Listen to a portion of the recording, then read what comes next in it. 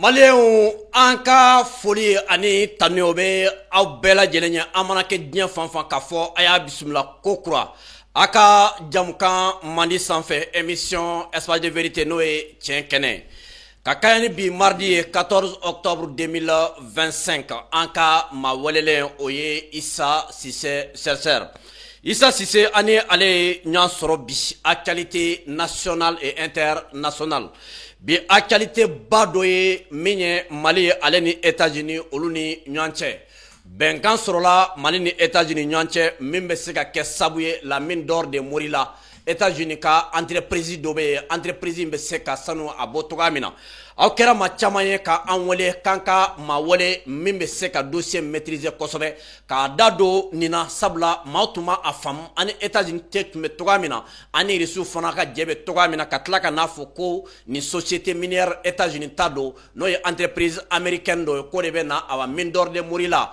ko de bɛ na a bɔ ko a m'a faamuya kosɛbɛ min ye kuma dira a dɔnbaga ma Issa Cissé ka daminɛ kunun na ka se bi ma min ye ressources naturelles ye n'i ye ale fɔ ale ka dɔn ko ka bɔ a la kosɛbɛ o de kama an y'a wele ka na bi an bɛna an da don olu la ka ɲɛfɔli kɛ aw ye bi jamukan ye ale kɛnɛ kan a ka se ka faamuyali sɔrɔ a la o bɛɛ lajɛlen kɔfɛ maa caman bɛ k'a fɔ ko n'i y'an ka ressources naturelles fɔ maaw hakili bɛ taa min na o ye sanu ye n'i ko AES k'a ka wari bɔ maaw hakili bɛ taa min na o ye sanu ye yala sanu kɔfɛ ressources naturelles wɛrɛw jumɛn de bɛ yen ala ta kɔfɛ ni an bɛ se ka an jigi da mun kan mun bɛ se ka kɛ sabu ye ka se ka jamana in dɛmɛ an bɛ dingɛ min kɔnɔ an bɛ se ka bɔ cogoya min na Issa bɛ na a da don o fana la ka ɲɛfɔli kɛ aw ye ni wagati ye an nabɔ carburant ko bɛ cogoya min na jamana marabagaw ka wulikajɔ a n'u ka cɛsiri o dogolen tɛ aw la ka daminɛ Bamako la ka taa Sikaso ka taa Kucala ninnu bɛɛ lajɛlen ravitaillera nka bamananw ko ni taama ma ban bolofifa o fana bantɔla tɛ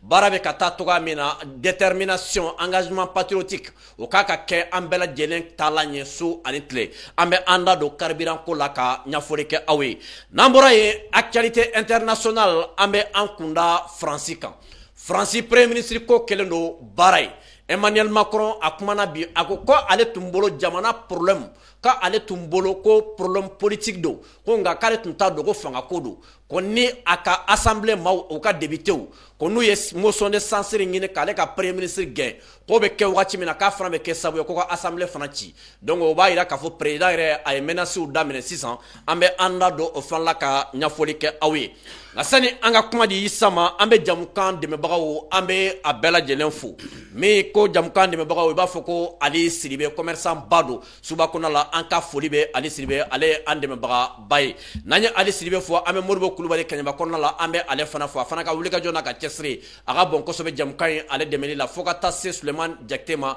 ale fana Kɛɲɛba ye colonel sans salaire a fana ye maa ye maa min ka wulikajɔ a n'a ka cɛsiri a ka bon kosɛbɛ jamukan ye ale dɛmɛli la Mamadu Famanta Bozomori n'i y'a ale tɔgɔ fɔ ale tɛ maa dogolen ye a ka wulikajɔ n'a ka cɛsiri a ka bon kosɛbɛ an ka jamukan in dɛmɛli la an ka foli bɛ ale fana ye nin bɛɛ lajɛlen fɔlen kɔfɛ ka an ka sponsor officiel ba fo ni ko an ka sponsor officiel ba i b'a fɔ ko Bama Dramera n'i ye Bama Dramera fɔ i b'a fɔ ko produit Gadan ale PDG ba n'i ye produit Gadan fɔ lait Gadan bɛ yen n'i ko produit Gadan citron Gadan bɛ yen n'i ko produit Gadan tomate Gadan bɛ yen n'i ko produit Gadan café Gadan o fana bɛ yen nin bɛɛ lajɛlen bannen kɔfɛ mayonnaise min bɛ sugu kɔnɔna la ni an bɛ a mayonnaise wele ko mayonnaise petit matin ale fana produit Gadan m'aw ka produit ye n'a mako bɛ o ka produit fɛn fɛn na a bɛ sɔrɔ o ka boutique bɛɛ lajɛlen kɔnɔ ni an bɛ o ka boutique wele ko 711 n'a donna 711 boutique kɔnɔ ka sanni fɛn fɛn kɛ a na kɛ sabu ye ka an dɛmɛ an ka baara la sabula o ka PDG ba n'o Bama Dramera ye ale ye jamukan in dɛmɛbaga ba ye n'a ye Bama Dramera fo an bɛ Boisson Pro Maxi ma wo an bɛ olu fana fo n'i ko Boisson Pro Maxi ala ka se kɔfɛ ka ale min k'i nisɔndiya k'i galabu k'o kɛnɛ ka kɛ i yɛrɛ sago ye i b'a fɔ ko Boisson Pro Max Boisson Pro Maxi ma wo olu fana jamukan in dɛmɛbaga ba ye an ka foli bɛ u ye savon Medix plus n'i ko savon Medix plus i b'a fɔ ko koli safunɛ qualité ɲɛnama ba k'i ko k'i jɛ k'i kasa diya k'i tɛn dilan zanfala tasi beton k'olu bɛɛ lajɛlen kɛlɛ ka bɔ yen pewu n'i bɔra koliji la hali n'i ma parfum fiyɛ i b'a fɔ ko savon Medix plus ni aw mago bɛ a fitini a n'a caman b'a la a bɛ se ka ɲama ba wele n'o ye Mamadu Tambadu ye a ka nɛgɛjuru sira kan n'o de 76 33 04 80 10 savon Medix Plus k'olu safunɛ qualité ɲɛnama ba don ni an ye olu fɔ an bɛ entreprise ABK Solar mawo an bɛ olu fana fo ni ko entreprise ABK Solar i b'a fɔ ko panneau ni batterie ni lampadaire ani groupe o qualité ɲɛnama bɛɛ lajɛlen o bɛɛ kɔfɛ ABK Plastique o fana bɛ yen ni ko ABK Plastique maa mun bɛ yen n'a b'a fɛ ka foraji sato ani kipdo a b'a fɛ ka olu sɛn ji bɛ kɛ bariko min kɔnɔ n'a kolo ka gɛlɛn a si ka ca i b'a fɔ ko entreprise ABK Plastique n'a mago bɛ a la a bɛ se ka ɲama ba wele n'o Mr Keita a ka nɛgɛjuru sira kan n'o de 79 11 73 16 olu folen kɔfɛ k'an ka tailleur waraba fo ni ko an ka tailleur waraba i b'a fɔ ko Sumi création ni ko Sumi création i b'a fɔ ko tailleur kɛ min ka baara bɛnnen don waati bɛɛ ka création baw kɛ fini na k'a di an ma min bɛ se ka to an bɛ jamukan in an bɛ an pari ka jamukan ninnu ka olu kɛ n'aw mago bɛ cɛ fini kalata la ka kala ka don so ka kala ka fɛrɛ a bɛ se ka Sumi wele a ka nɛgɛjuru sira kan n'o de 76 72 66 85 sani an ka se an ka annonce tɔw ma min ye an ka invité du jour n'o ye Issa Cissé chercheur min bɛ Mali accord pour exploiter la mine d'or de Morila Mali ni États-Unis ni ɲɔgɔn cɛ k'an da don a la ka tɛntɛn k'a di aw ma an ka ressources naturelles la sanu kɔfɛ lithium kɔfɛ uranium kɔfɛ minɛn wɛrɛ jumɛnw de bɛ yen an bolo an bɛ se ka baara kɛ ni mun ye ka jamana in ka ale dɛmɛ Issa Cissé chercheur ale de bɛ an bolokɔrɔ Issa i ni ɲantuma. Gandi Sidibe. Kori baasi la. Baasi tɛ n na. Kɔrɔ folikan jumɛn de b'i bolo ka lase lamɛnbagaw ani filɛlibaga bɛɛ lajɛlen ma. Gandi folikan min bɛ n bolo ka lase lamɛnbaga ni filɛlibaga bɛɛ ma. Oui. N b'o foli fɔlɔ i dɛmɛbagaw la. Gandi jamana kɔnɔ ka kɛ privé ye. Oui. Ka voie de presse dayɛlɛ. Oui, oui. Ni dɛmɛbaga ɲuman t'i la a ma nɔgɔ. Oui, oui. Maa o maa bɛ yen n'o b'i dɛmɛ ka nin baara ɲuman in na min bɛ kɛ sababu ye ka maaw sɔrɔ. Oui. Minnu bɛ se ka na kuma. Oui. Jamana faamuyali ni jamana kodɔn kan. An ka foli bɛ s'olu de ma kɛrɛnkɛrɛnnenya. Oui. Ka tila k'i yɛrɛ fana fɔ i ka courage la. Oui. Ani i yɛrɛ fana faso ko min b'i la. Oui. Pour ka se k'o évoluer. Oui. An ka foli fɔlɔ ye. Oui. An ka foli filanan bɛ se jamana ɲɛmɔgɔw ma. Son excellence général d'armée Assimi Goïta an b'a fɔ. Ka général Sadio Camara an ka foli b'a ye défense kɔnɔ. Oui. Ka général Modibo Konɛ fo sécurité d'état kɔnɔ. Oui. Général Maliki Diaw k'a fɔ CNT kɔnɔ. Oui. Ani CNT commission de défense de la protection civile. Oui. Le général Mengoro Kane. Honorable docteur Alfousseni Ouattara. Minnu kelen bɛ bi vraiment wuli ka jɔ fɛ. Oui. Pour que jamana in bɛ se ka faamu cogo min na. Oui. Ani ka général Ismaël Ouagé fo. Oui. Ka général Abdoulaye Maïga fo. Oui. Ka général Daoud fo. Ni maaba ninnu an ka foli b'u ye. Sanga ani wagati bɛɛ. Oui. U ye kariya min sɔrɔ. Oui. Ka na an ka jamanaw kan ani ka se u balima tɔw ma. Oui. Capitaine Ibrahima Traoré. Ani général Abdrahmani Tiani. An ka foli bɛ s'u bɛɛ lajɛlen ma. Oui. Ka fɔ na sanga ni wagati bɛɛ an jigi b'u kan. Oui. Et j'en suis sûr u tɛna jigiya ninnu fana bɔ a kɔrɔ. N'an bɔra o kɔnɔ Gandi an b'an ka cɛkɔrɔba fɔ Badramani Fofana. Ale fana ko sanga ani wagati bɛɛ. Oui. Fo ni jamana saba ka wuli ka jɔ. An b'a fɔ ba Ala ka si ni kɛnɛya d'a ma. Amin, Ala amin. k'an makɔrɔ ka dugawu kɛ. Basigi ni sabatili k'an ka jamanaw bɔ diɲɛ bolo. Pour que ka se an kɔrɔ an bɛ taga bolo min kan o k'an ta ye. Oui, An b'an ka foli ba lase nin bɛɛ lajɛlen ma k'i lamɛnnikɛ jɛkulu bɛɛ fo. K'an sigira hɛrɛ la. Oui. Ala k'an wuli hɛrɛ la jamana kunkan ko don. Kɔrɔ an bɛ i yɛrɛ fo kɔrɔ k'a f'i ye ko élection nata député sigi nata n ka député ala tigɛra ka bɔ. Ala k'o kɛ yarabi. Ala k'a kɛ. I n'a ka kan. Kɔrɔ an ka dugulamɔgɔ bɛɛ ko ni sira ko ɲɛnabɔ dɔrɔn ko n ka député a k'ala tigɛlen dɔ ka bɔ. Non o diyagoya de ye. O yɔrɔ nin na an bɛ foli kɛ. O la o ye tako kɛlɛ an tɔntɔn dɔ yɛrɛ bɔra Espagne ale bɛ an fɛ yan n'o ye Mamuru Fofana ye. Mɔgɔ caman bɛ a dɔn an ka mɔgɔ mun sigilen bɛ. Tout à fait. Minnu bɛ se ka ko ɲɛnabɔ. Tout à fait. Ale yɛrɛ b'an fɛ studio kɔnɔ yan bi a nana bɔ an ye.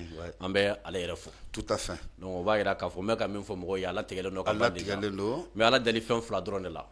Sija ni kɛnɛ labanko ɲuman ala ka o di an ma ko Ala k'o k'an an ka faamu. se k'a dɔn kɔnɔ. Inch'Allah. A filanan yan'o cɛ o ka sɔrɔ karata sirako a ɲɛnabɔra. Inch'Allah jamana in sirako bɛɛ bɛ Hali n tɛ ɲɛnabɔ. campagne kɛ. Non jamana in sirako bɛɛ bɛ ɲɛnabɔ. Parce que jamana in baara bɛ min kan bi. Oui, oui. Fɛn min tun bɛ ka jamana bali ka nin siraw kɛ. Oui. Jamana in kun ta t'a yɛrɛ ye de. Oui. Adamaden n'i ta t'i yɛrɛ ye. Ka da ɲɛmɔgɔw ka kumakan kan souveraineté tun t'an bolo. Oui. Nka n'an tun bɛ ɲɔgɔn nɛgɛ jamana in kɔnɔ de. Oui. Donc ɲinɛn kun do. Tant k'o b'an bolo bi. Oui. Olu sigilen bɛ bɔlɔ minnu kan. Oui. N'olu respectera. Oui. Foyi tɛ jamana bali bi k'a ka ninnu dilan. Ninnu dilanli ye kun tɛ ko janw yɛrɛ. sinon karta dugu 30 ani doni a dugu ka dɔgɔn sema se yɔrɔ min na c'est vrai n'a bɛɛ yala mais mɔgɔ bolo ka yala na mina dɔwɛrɛ tɛ dɛ i bɛ wotoro kelen dɔn wa awɔ n b'a dɔn fɔlɔ wotoro in awɔ an y'a nin tila bɛɛ kɛ wotoro ni nɛgɛso de la wallahi o ni bɛɛ ka jan non bi n bɛ dugu ninnu dɔn n'a fɔra k'a fɔ ko n ka campagne kɛ a sirako la karta sirako la n b'a dɔn non i b'a dɔn sɛbɛ to bi a kɛra cercle ba ye yɔrɔ ka basigi fɛnw ka taga yen hali o don an ka dugu dɔw bɛ an kɛrɛfɛ Jungunte yen c'est à dire n'i bɔra an fɛ ka taa yen a man ca à peu près kilo 10 dɔɔni descente ba dɔ de bɛ yen ja o don ko terroriste fana kuluba de farala ɲɔgɔn kan c'est à dire u bɛ i n'a fɔ u bɛ course t'a dɔn fɛn de tun b'u kɔ quoi u bolitɔla ko nana ka na bala descente ba in na yen ja terroriste kelen binna ka kan kari quoi voilà o binna ka kan kari bon ne de weleli kɛ ko k'olu bɛ bi ko dugu o dugu in k'a bɛɛ mobilisé len don ne ko ka mobiliser mun na ko sangafo dɔ b'u bolo n ko sangafo t'o ye ko terroriste dɔ kan karila moto la k'olu bɛ ka taa yen k'a tun b'a fɛ ka taa Jungunte k'a kan karila moto la ne ko mais ko aw dun bɛɛ mobilisé ko mais ko n'o tɛ ko mɔgɔ t'u bolo ko mɔgɔ damadɔ tun natɔla dɔn u bɛ ka taa yen quoi bon n y'a mɛn fana k'u ka mɔgɔ dɔ fana tun murutira u bolo yen i n'a fɔ n'o y'ale baara kɛ ale y'a ye ko in tɛ ko labanta ye parce que mɔgɔw tɛ fɛn dɔ de faamu mɔgɔ bɛ recruter terrorisme na hali n'o y'a sɔrɔ 100,000 de bɛ d'i ma kalo la e b'a ye ko wari in ka ca mais mun bɛ e recruter olu b'a dɔn combien ta tɛ quoi i bɛ 100,000 di mɔgɔ ma i b'a fɔ k'a ka ca mais jɛni waati joli tɛ parce que olu b'a dɔn i bɛ sa tɛ mɛn quoi n'olu bɛ 100,000 d'i ma kalo 1 kalo 2 kalo 3 e mɛnlen b'a kalo 5 e bɛ sa donc e b'a ye ko wari dɔ mais olu b'a ye i tɛna n'a mɛn quoi parce que wari min bɛ d'i ma a bɛ tigɛ a tɛ mɛn quoi c'est clair y'a ye donc o de kama bi na an fanfɛla la terroriste bɛ yɔrɔ min na ni Ala sɔnna an kɔni kɛ n y'a fɔ n b'a kibaruyaw da jamana marabagaw tulo kan parce que u bɛ ka taa yen fila ninnu fana la sisan u bɛ ka taa yen u bɛ ka kuma mun fɔ n y'a dɔn fɛn k'u b'a fɛ ka sigiyɔrɔ de ɲini k'u ni civils tɛ u ni militaires dun ye an faw ni an baw ni an kɔrɔ n'an dɔgɔ armée bɛ olu de ni Ala sɔnna an bɛ tila ko kibaruyaw fana da mɔgɔw tulo kan tonton min bɛ yan Mamuru Fofana ka bɔ Espagne ka se Mali kɔnɔ ka tila ka se studio fana kɔnɔ n b'a yɛrɛ fo n b'a fɔ sabula tiɲɛ yɛrɛ la adamaden mɔgɔw b'a fɔ ko i nugu ka ɲi don misi de gɛrɛ la c'est vrai voilà diɲɛ bɛɛ mana fɔ ko Gandi malien ne bolo fɛn dɔ a nafa ka bon mais min nafa ka bon kan kosɛbɛ kosɛbɛ o ye n yɛrɛ ka mɔgɔw ka se ka fɔ ko Gandi malien quoi o de nafa ka bon ni diɲɛ fɛn bɛɛ lajɛlen quoi mais ni diɲɛ bɛɛ kule n'i ye tɔgɔ ye cogo ni yɛrɛ ka mɔgɔw ma kule n'i tɔgɔ ye dɛrɛ ka da la k'a fɔ ko défaut dɔ b'i ka hadamadenya la o b'a sɔrɔ i ye mɔgɔ jugu ye soit i ka hadamadenya ma dafa quoi sani diɲɛ ka kule n'i ye fɔlɔ i ka mɔgɔ de ka kule n'i ye fɔlɔ après diɲɛ ka se ka dɔn i la quoi donc o la an bɛ Mamuru n b'ale fɔ ni campagne wulila Espagne kɔni kɛ ni n bɛ se k'o d'ale kɛlɛ ma ale bɛ se k'o baara kɛ an bɛ foli lasa ma a yɛrɛ a b'an lamɛn siɲɛ caman je pense que an fana bɛnna n'a ye yan bi an b'a fɔ k'an b'a fɔ ko a nana séjour min na Ala k'o kɛ hɛrɛ ye a ɲuman nana so Ala k'a ɲuman segin je pense que i ye min fɔ o dɔrɔn de don hadamaden diɲɛ mana kule n'i ye n'i yɛrɛ fɛ mɔgɔw ma y'i senna i bɛ ɲugun i yɛrɛ la donc je pense que ni an tɔntɔn nana an b'a fɔ ka waleɲuman dɔn et surtout a bɛ studio in kɔnɔ a bɛ ka bi émission suit an fɛ an b'a fɔ Espagne kaw bɛɛ lajɛlen k'anw content bɛ bi ka tɛmɛ aw kan parce que an bɛnkɛ b'an kɛrɛfɛ inchallah an bɛ ɲɔgɔn bolo merci beaucoup maliyɛnw an bɛ aw bɛɛ lajɛlen fo ni ye an donnen an ka jamukan kɔnɔ n y'o de fɔ n ko Mali la bi an bɛ Ala fo ka Ala barikada émission espace de vérité san 6 ɲinɛ min ye Mali kɔnɔ bi n'i ye jamukan baw ta mun na mɛnlen don émission espace de vérité bɛ a la Ala ka se kɔfɛ aw don sabula ni jamukan in daminɛna aw de bɛ aw ka baaraw bila ka forfait ta aw yɛrɛ ka jamukan ka aimer ka commenter ka a partager ni force bɛ an na aw de ye an ka force ye Ala ka se kɔfɛ ka aw fo an b'a ɲini aw fɛ bi jamukan in a ka a cari kosɛbɛ Kɔrɔ Issa Sise chercheur kɔrɔ bɛnkan min tɛmɛna Mali ni États-Unis ni ɲɔgɔn cɛ bɛnkan ma caman ye ne wele ko entreprise américaine dɔ bɛ yen ko bɛ na mine d'or de Morila ko de bɛ na o mine d'or ka o de bɛ na a baara daminɛ k'a bɛ na kɛ sababuba ye min ye Mali ka sɔrɔ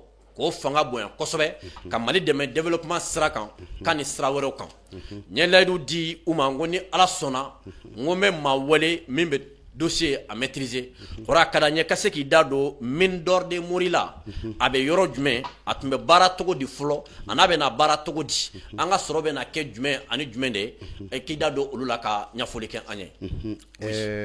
Gandi kuma diyara n ye et puis ni question ye question ɲumanba de ye Morila sanubɔyɔrɔ a bɛ Sanso Buguni mara la Sanso Buguni mara la n taara site kan n y'a visité a mɛnna ka tila ka yala murula tun bɛ baara san minnu na a dafe kɔlɔnw n'a jiwoyo siraw n y'a bɛɛ lajɛlen yala k'a ye k'a fɔ murula ye baara fɔlɔ minnu kɛ e taara yen a bɛɛ f'a dugukolo sanfɛ alhamdulillah ka assemblée k'a kɛnɛ kan k'a ye murulakaw ye degun min sɔrɔ a dafe jamanaw bɛɛ lajɛlen ye degun min sɔrɔ a kɔnɔ murula ka baarako cɛjugu fɛ an y'olu ye fo mɔgɔw k'a faamu k'a fɔ ko murula bɛ baara san min na jamana maaw kɛlen ka don démocratie la 99 yan fan ninnu fɛ murulako nana kɛ sɛbɛ ye donc a contrat nana di maa min fɔlɔfɔlɔ ma o kɛra faransi ka opérateur économique dɔ de ye ko Bouygues a bɛ téléphone ko kɛ a bɛ sanuko la a bɛ sojɔw fana kɛ donc mais o tun camouflé la maliyɛnw na de parce que a mɛnna de la ka nin kuma in fɔ yan faransi gouvernement yɛrɛ de tun ta ye murula ye faransi gouvernement ta tun ye yen ye donc mais jamana ɲɛmɔgɔw ka siran fɛ u ye Bouygues bila ka représenter jamana ɲɛmɔgɔ ye san 3 di o ma contrat kɛra l'an 2000 u ye san 3 d'a ma a kana impôt sara Mali kɔnɔ a kana taxe sara Mali kɔnɔ pour que ayi kɔrɔ kɔnɔ olu fɔ sa entreprise française kana sanu bɔ Mali la impôt tɛ sara taxe tɛ sara san 3 voilà pourquoi parce que ko k'a to ani baarakɛ minɛn kuraw ka na pour que ka sanu bɔ nɔgɔya 2000 donc olu san kɔnɔna na a wagati la réserve fɔlɔ minnu kun fɔlɔ kosɔn n b'a fɔ n ko réserve ni estimation min ni diɲɛ b'olu d'an ma olu ye kumaw de an yɛrɛ kana nege a bɔli nɔfɛ u b'o d'an ma an b'a fɔ k'a ka dɔgɔ a tɛ se ka kɛ tan sinon o wagati la o k'a ma ko murula dugukolo dan ye 120 tonnes d'or de 120 tonnes d'or o tun y'o de fɔ fɔlɔ o de fɔlɔ donc baaraw kɛra o de kan murula tun bɛ baara fɔlɔ la sanu tonne 11 san kɔnɔ a tun bɛ bɔ mais a nalen nin na Bouygues associé u la donc u nana ka na kɛ o san 3 min dir'u ma ni tun ye murula sɔn ta tun bɛ se ka bɔ san 11 de kɔnɔ i y'a faamu 120 tonnes hakɛya in na a tun bɛ bɔ de kɔnɔ a bɛ ɲa mais u ye close ni fɛn minnu kɛ Mali denw ye ouvrier minnu tun b'a kɔnɔ ko o ka ni surproduction nana kɛ wagati min na ka taa o bɛɛ lajɛlen hakɛya bɛ di Mali ouvrier ni sɔrɔ fanga bonyana ni sɔrɔ bonyana voilà donc n'i ye 120 tonnes d'or ta k'a tila 3 ye murula ye SA ye o tonne n'i y'a tila yɔrɔ 3 ye a ye tila yɔrɔ 2 bɛɛ lajɛlen bɔ san 3 in kɔnɔ a tɛ taxe ni impôt sara min kɔnɔ o bɛ mun yirila k'a fɔ ko 2000 kɔnɔ u ye 4,208 tonnes de bɔ 2000 l'an 2001 u ye 23,442 tonnes de bɔ ça veut dire surproduction nana en 2002 u ye 39,915 tonnes bɔrɔ donc en 2003 u ye 16,650 tonnes d'or bɔ n'i y'olu don san 4 ta fara ɲɔgɔn kan a bɛ bɛn 83,215 tonnes d'or o de bɔra murula 120 tonnes na san 4 nin kɔnɔ Allahu Akbar o bɔlen na cela veut dire n'a fa to ye 20 tonnes et quelques dɔrɔn voilà ko ta o dɔrɔn o l'an 2001 2002 2003 o de tun bɛ sangaw ma mais murula y'i gɛlɛya o san 3 min dira ma a ye surproduction fanba k'o de kɔnɔ parce que l'an 2000 4 tonnes 2001 au Kara san fɔlɔ 23,442 2002 39,915 2003 16,650 tonnes d'or au bɛɛ 83,215 tonnes d'or surproduction kɛra kɔnɔ fɛn bɛɛ lajɛlen kɛra ouvrier wulila k'u ka hakɛ ɲini o wagati Mali démocrate yɛrɛ Mali ouvrier minɛ k'u don kaso la u datugu kɔlɛ ni sanuba in bɛɛ sɔrɔlen kɔfɛ i tɛ impôt sara i tɛ taxe sara foyi u y'u don kaso la k'u bolofɛnw taraki ouvrier nana welew da minnu tun bɛ baara kɛ laboratoire kɔnɔ an bɛna n da bɛna s'o ma fɛngɛw fɛ bana ni fɛnw y'olu minɛ nin bɛɛ lajɛlen ka hakɛ faralen ɲɔgɔn kan ouvrier ka wari tun bɛ bɛn de 9 milliards et quelques de ma mais démocrate ma sɔn u tɛgɛ ka da 9 milliards kan diɲɛ o hakɛ min yɛrɛ fana tun prévoit ye u yɛrɛ tilala k'u wari fana ta ka élection organiser n'a ye ouvrier m'u ka wari sɔrɔ jamana kɔnɔ donc olu kelen na Bouygues kelen 500 milliards de francs CFA de sɔrɔ Bouygues kelen sera ka min bɔ i bɛ ka min fɔ nin ye Bouygues kelen sera ka min bɔ i sa 500 milliards Allahu Akbar olu kɔnɔ entreprise wɛrɛw tun b'a kɔnɔ entreprise 7 minnu cité ye o bɛɛ tun bɛ faransi ka bolo kan o entreprise 7 bɛɛ lajɛlen ɲɛmɔgɔ ye tubabu de u tɛ yan olu tun ye actionnaire ye fɔlɔfɔlɔ la n'i y'olu ta ka lajɛ an bɛ taa opérateur min tun bɛ yen n'o bɛ fournisseur énergie groupe ni courant ko lɛmɛ min bolo o ɲɛmɔgɔ ye tubabu de ye o tɛ yan ale ka hakɛ sabatilen don Mali kɔnɔ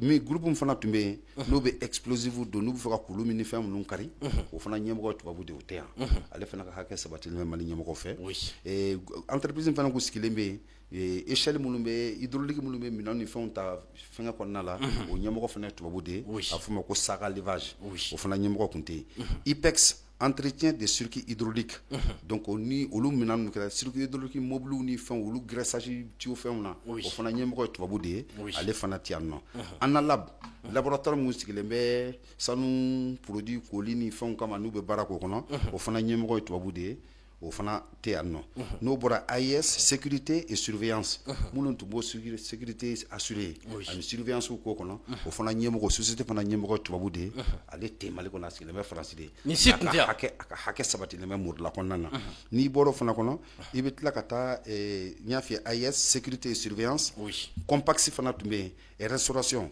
hôtellerie magasinage ani alimentation olu bɛɛ lajɛlen ɲɛmɔgɔ ye min ye Mourula don ka bɔ n'a fɛnw kɔnɔ nin bɛɛ lajɛlen ɲɛmɔgɔ de ye tubabu ye ninnu si tɛ Mali kɔnɔ ninnu ka fɛnw sabati la Mali yɛrɛ fana kɔnɔ actionnaire tun bɛ yan parce que Mourula kɔnɔ fo mɔgɔw ka faamu ko Mali ma deli ka 20% sɔrɔ Mourula kɔnɔ 20% an ma deli ka sɔrɔ ayi code minier kɔrɔlen na Mali tun ye 10% de sɔrɔ bon pour que Mali tun ka 20% sɔrɔ n'a y'a sɔrɔ ni jamana tun ye inscrit comme actionnaire Mali ma inscrit comme actionnaire Mourula mais maa saba de tun bɛ Mali kɔnɔ olu de inscrit la u tɔgɔ la sanu tun bɛ bɔ maa saba de ye a tɛ bɔ jamana ye kɔrɔ jamana in tun binna dɛ non jamana de tun tɛ yen olu fana kɔnɔna la o maa saba fana tilala ka fɛn dɔ ɲini service wɛrɛw créer sous-traitant misɛnnin dɔw fana créer k'olu bila baara la donc olu sous-traitances kɔnɔna na i bɛna na ye o ye ministère dɔ créer ministère d'achat et de vente d'or et leur service de commerce donc mɔgɔ tun b'u bolo valise di sac diplomatique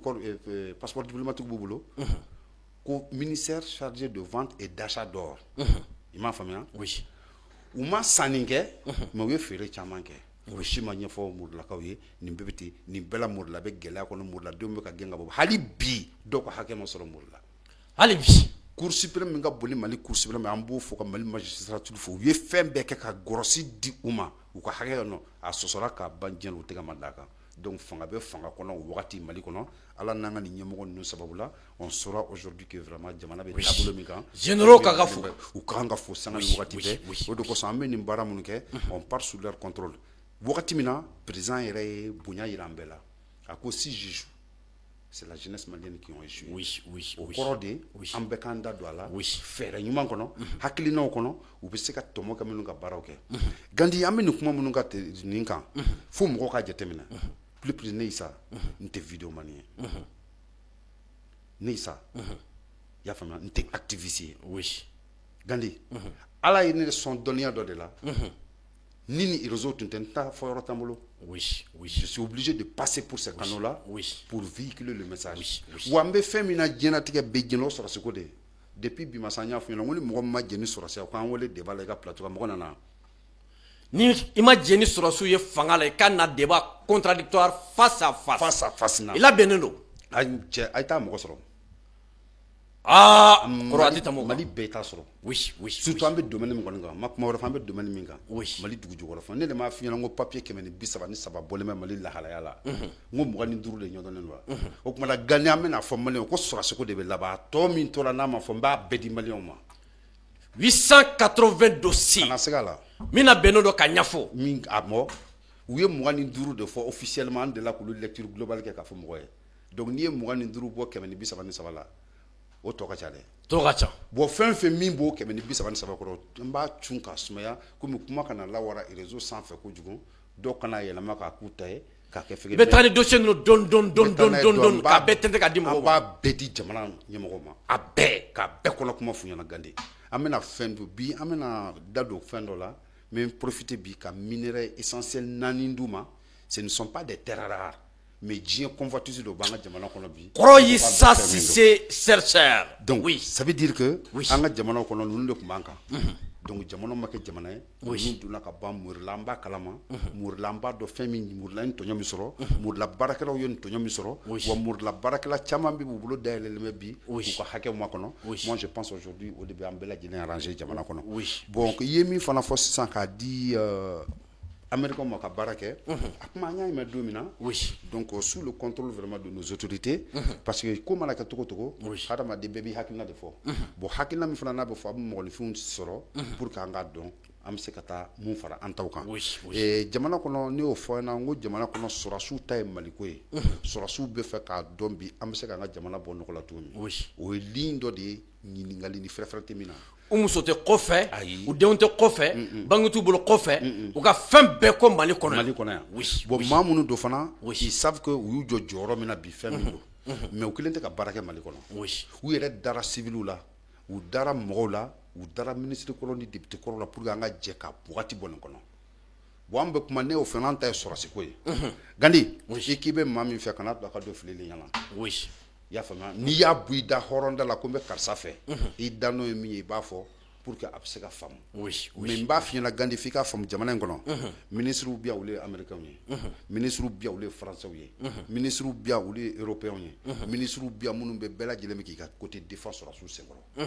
donc moi je pense aujourd'hui n'an bɛ offre ɲini c'est bien normal danaya bɛ se k'a to mɔgɔ bɛ offre dɔ kɛ mais ne bɛ fɛ maa o maa mana offre proposer an ka ɲɛmɔgɔw ye u ka fɛɛrɛ kɛ u ka proposer a ye k'a kun n'a ɲɛfɔ an ɲɛna pour que vraiment u bɛ se ka dɔ bɛ don min na u banna min ma o kana to sɔrɔ a kɔnɔ i y'a faamuya bon parce que an bɛ nafoloko de bila ɲɛfɛ wari min fɔra u bɛna 20 milliards d'an ma c'est une somme intéressante mais à 20 milliards kɔnɔ a b'an se mun ma est-ce que o jateminɛ na bon ne ye n sigi ka miiri ka jateminɛ ka américains ka politique lajɛ anw ye baara dɔ kɛ n'i y'an ye se sɔrɔ bi surtout sanu bondakun kan Amérique b'an ka jamanaw jate jamana saba in Mali Burkina Niger c'est des pays non alignés non alignement ye b'a dɔn an bɛ principe min kan an sɔrɔ k'u sɔrɔ sira minnu kan ka baara kɛ u bann'u ma u t'o kɔnɔ an y'an bila o cadre de kɔnɔ o de kosɔn an ye bariki pénaliser ka sanuko pénaliser ka code minier kura dilan a bɛ taa an yɛrɛ ka sɔrɔ bɛ taa min kan un point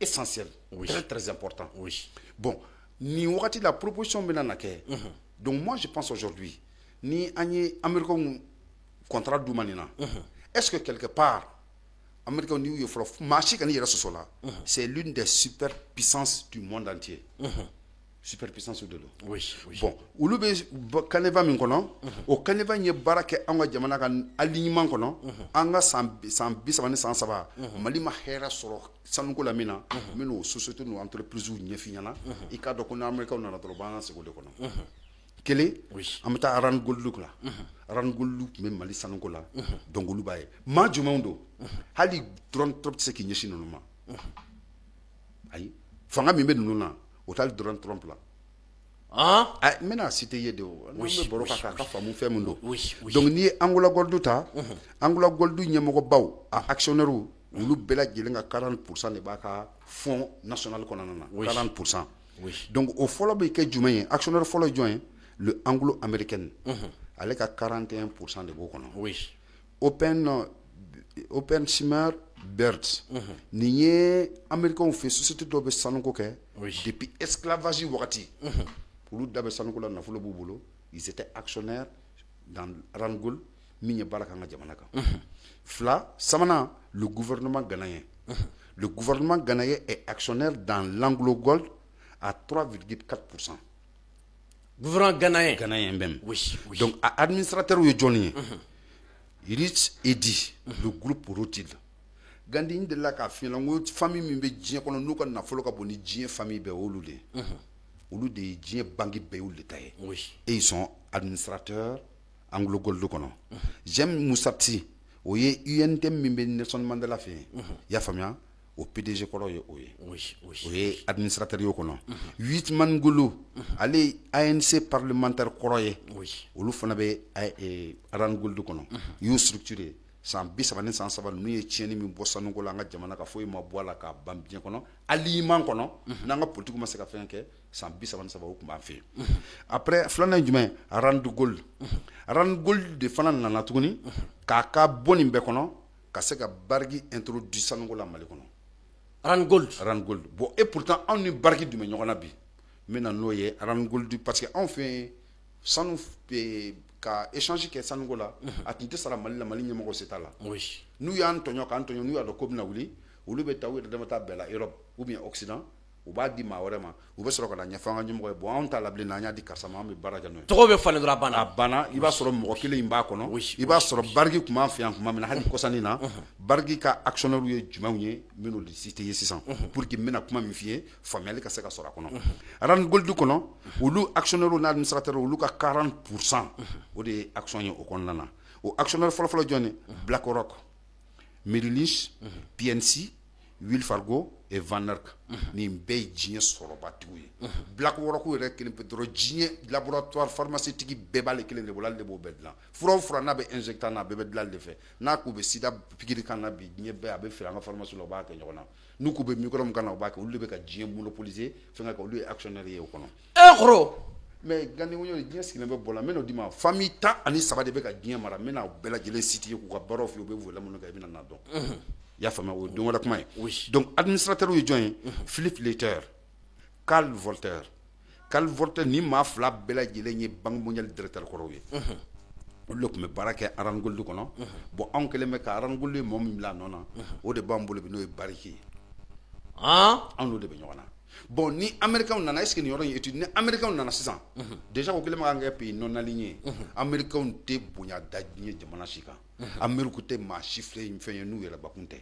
n'an y'u ka wari minɛ ka na don olu tɛ taa n'an ye an bɛ taa sɔrɔ kɛ min na ils vont nous amener an bɛ taa aliment min de kan n'an sɔnna aliment ma est-ce que quelque part hali an ni bariki ka ko in parce que olu bolo bariki y'a kana halala de kun do dɛ tiɲɛ de do u ka système kɔnɔ anw de ko tiɲɛ tɛ an y'u pénaliser mais n'an n'u jɛna sisan n'u taara n'an ye ni action ninnu kɔnɔ ni aliment in kɔnɔ an ka tugu nɔfɛ an ka se ka baara k'u ka principe kan bariki ye min kɛ ça va se revoir mais Gandhi bɛ se ka kɛ cogo di oui bon ne bolo ni ninnu kun kɛra yan'a ka afficher mais ni ne taara foyi ma tiɲɛ moi quand même moi à mon avis avec le soutien pour notre armée, avec vraiment, j'aimerais bien que nos autorités que nous réfléchissent davantage. Voir Nasr Mounié Mimbambolo pour contrecarrer ça et empêcher les Américains à nous amener à leur alignement. Bon, quand on a ni wakati fenna, kumu bo kono mino fana nyefinyana, donc il va y avoir que nous les barakan fait sans bisabani sans sava, bargi tieni mindanga obo kono, ani murlaw ye tieni munuke san mali man fait sur sanona ni bébé ni manu de bolo munye ni danka. Bon binanga meta aucun cas. Donc moi je pense que ça mérite des réflexions sur. Donc mais Américain ka vision est munye pour que kase kanane. Qu'il est d'abord rassurer la stratégie. Il y a famille la sécurité stratégie de l'économie.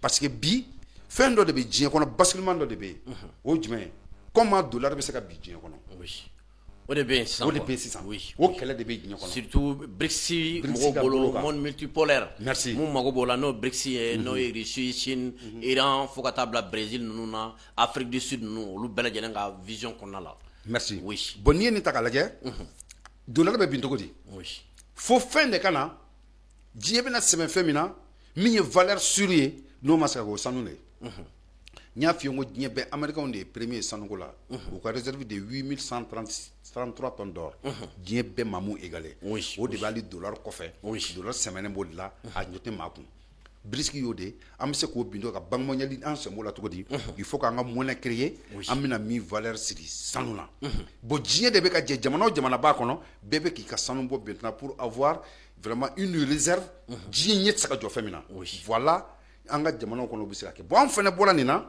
an fana bɛ ka sɛmɛ nin na bon c'est une aubaine pour les Américains donc parce que avoir ça aujourd'hui c'est pour renforcer leur réserve au Mali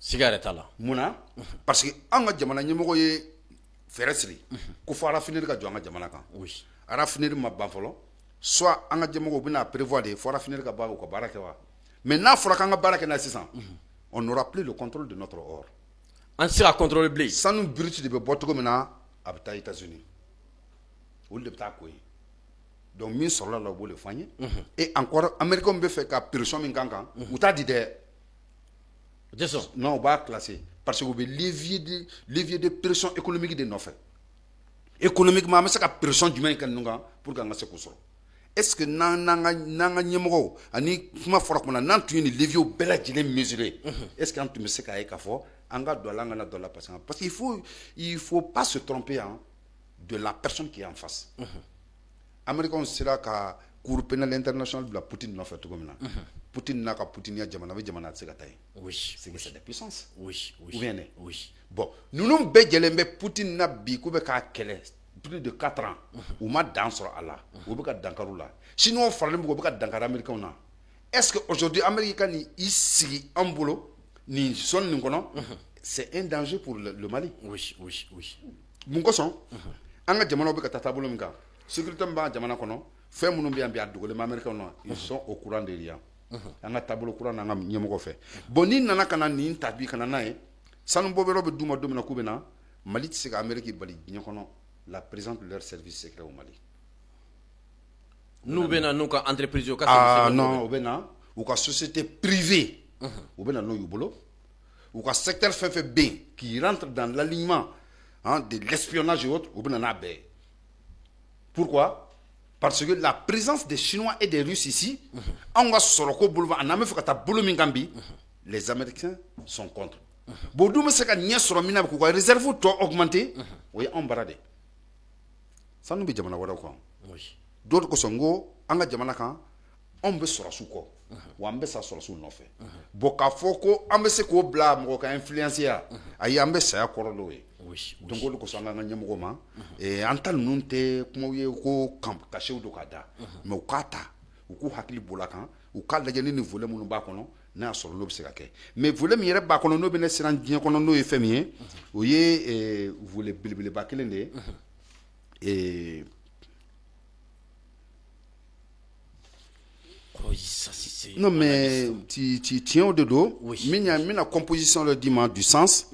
Un levier est un outil qui permet d'agir directement sur une situation. Un levier économique désigne donc un moyen financier, commercial ou minier utilisé pour influencer un État non aligné. Bon, nanyo sera douma. Anye sedouma ma sedouma. Anye sedouma. Anye sedouma. Si mimba to be se kan contrôler de très loin ka so ya arrêté. Parce que ara finir tamole hein. Ça va être comment? Ou bien contrat na exécuté, nanya ra finir bandia. Bon c'est des nuances, on te se ka kuma ko nodo, on peut être rassuré ka fo ou nous tabeta to en faire. Maintenant sur le betaka yo komi dien nga sonu mboto di, ka to ka fa na 66 tonnes d'or. Moi je pense aujourd'hui on est mal parti avec les Américains. Parce que vous pouvez les réserver pour que quand on coince. Américains est-ce qu'il y a un contrat de fin humanitaire? Mais si ça, Américains ont un fonds malien. Comme Malien il faut payer $10,000. Ça veut dire qu'ils n'ont pas besoin des relations. Ils ont besoin de leur volonté. Bon, mami sera kanikama. Non, il y a un bon fin sur le monde de famille. Ça dit, on y a visa ko. Ah ouais, on est maliché. Oui, on est maliché visa ko, oui. Ah ouais. Oui. $10,000, ça fait 500 000 francs CFA. Qui boit de quoi? Anga nyemo ko tala ko musique ni taka segoma. L'américain maintenant il faut qu'il paye $10,000. Bon, au réciprocité ya. Mais il y a nga de réciprocité là-haut. Na nyambandu. Ouais, bané. Est-ce que bi andu me se ka personne que Amérique kan bi ayesi jamana se ka personne que Amérique kan bi jamana chite nyoko même se ka ke. Oui. Mon coson parce que fin bien bi qui rend difficile aux Américains ou quoi course mondiale sera cassé irishuma cassé chinois ça se trouve dans les zones AIS. Oui. Pour que ça ait atteint. On va faire des sous que le Togamina. Oui. Non seulement avec un doucoloka et encore au besoro parce que faut nga jete binaga ko Afrique de dien question là-bas. Dien fanga bebna tulu tara kanaya. En ce moment, nous les Africains on est en position de force. Donc namanyoko c'est vrai, mais il faut mûrement réfléchir. Mais la fin sera du maintenant quand on a parce que les Américains ne vont jamais venir chez nous pour respecter nos principes. Jamais. Mais on veut non-alignement de colons. Non-alignement de hérèdes di homo. On veut des cas de cela quand on fait. Ani banque mondiale ni FMI ou tancho be. On a un système mieux caboté. On a une souveraineté, on a une hakila, on taille des lignes, mais qui est un code mille fond. Ils viennent, ils vont nous ramener là. Bon, en nous ramenant au principe qu'on a un génanoé. Et alors, ce qu'on a quoi sanou ou quoi mado pénalisé,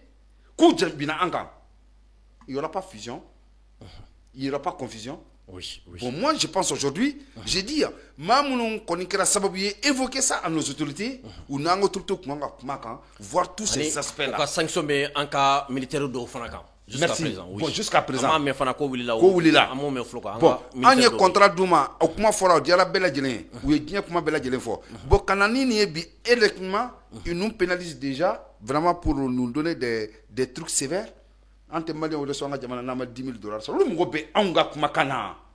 Bon, tout ça, c'est des moyens, c'est des leviers. Il y a famille, Mimbe Américain boulot, ou vous savez qu'à Mounke, Djien tribunal pour là. Djien n'a pas Kobela Djelembe. Heureusement, on a ces pays-là, mais ni ces IJ-là, en Borokono, mais ni Numbela Djelenta Kalajabi, tu trouveras quelque part. Vous savez qu'on a sanctionné fait Mounondanga Djenkono, on ne peut pas contrecarrer ça. La diplomatie malienne, la nigérienne et burkinabé, mais aujourd'hui, la diplomatie africaine n'est pas plus puissante que la diplomatie occidentale. Hein. On n'est pas plus puissant que les Américains. Parce que nos dobi, ils sont puissants de menouer. Sinon, puissants de menouer. Mais nous, nous, avons dit Donald Trump l'a dit avec la sanction de Marocain. Mon mec a dit Mourtou Bolobi. Halouka, Freti, au Waroubekan imposé Bella parce qu'ils sont en faillite. Bon, non, taro là, on a fait de femme. Quand on a mal la gaminoube. Donc, quelque part, tu trouveras que nous, qu'on veut faire, que nos autorités prennent leur temps à Foraka Kera. On a encore le temps. Ça va vous voir où on a. Visa ko inkama. Donner le temps à nos autorités mieux réfléchir. Donc, et pour le visa ko américain ka janfa doy. Mais janfa de doke, mais au lieu de kouya ka fo mamuno doa. Bon, mami inabna je. Non sera kanita ke sekere. Bonne na jerabna munta ki sekere. Ni djente djebe jamana kele mimbe na tanga frontière nanga souveraineté jati djana c'est les Américains. Mali tegabo France boulot en 61. A bolé ma folomin nanakabi tegabo murubo keta boulala ka hinala c'est les Américains. Il dit que non, France be tient les men quand de c'est votre politique. Je ne m'associerai pas avec vous. Murubo yiba. O le kosa a viré la kata ani les chinois et barake mais ma son Amérique là. Bon ma min kele meka la min kele meka France la sous-traitance la anga jamana kan. Kanga jamana min kata France yere ma son kale to en Amérique senga douala. Bon, Francis Desseleno n'a ni posture que Kananoé, Kani Jo Nola. Ça veut dire que, en bas, il faut des councils là, n'a pas tout dans Amatama. Donc, il va faire qu'il faut Francis Baramina Afrique, Amérique Barado. Bien sûr, il est sous-traitant. Oui. La France sous-traite la politique américaine en Afrique. Bon, politique américaine, du Dieu, quand on dévoré.